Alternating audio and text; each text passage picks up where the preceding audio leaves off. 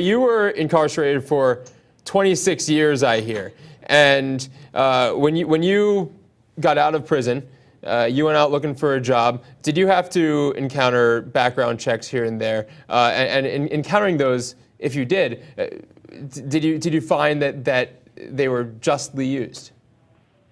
Well, that's the sad thing about it is many of us who are formerly incarcerated face that experience and don't even know it. We simply put our applications in and wonder why we were never called. After advocating for a while about some of the challenges faced by formerly incarcerated people, I did not become aware of how impactful the background checks were and how broadly they're used until I started working for All of Us or None. And then I started realizing that maybe most of my applications were hitting the ground file or the round file, you know. And so, yes, I mean, I think that I agree with what she was saying. It's like background checks should be used as a vehicle to determine who's not qualified for the job after you've determined that the person, if you looked at all their characteristics, I mean, their qualifications for the job. And then you should consider, and then, I mean, only after that should you even think about a background check. And then if you use a background check, it should be used in the nature of which that job is going to be exposed to. How difficult has it been for you personally? Well, the first year I was out, it was pretty difficult.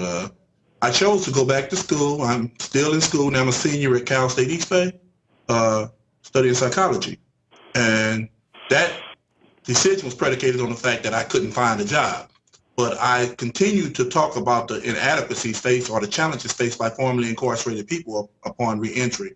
And so while doing that, I was offered a job at All of Us or None to do exactly what I've been doing.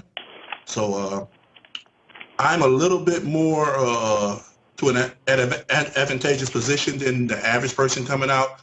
And what we do now, what I do as an organizer is I organize people who go through those difficulties, through those challenges, and we try to fight for policy changes surrounding things like ban the box. For instance, one of the campaigns I'm fighting here in California, and this is probably surprising, is about our youth. The stigmatization that goes into incarceration doesn't just start with adult incarceration. We got youth who right now we're fighting the county to release the fee that they're charging juvenile offenders. I mean, punishment is something that I think that is a part of America's nature, that we think about punishment. But at the end of that punishment, we have to have a room for rehabilitation, you know, and to allow people to move on with their lives.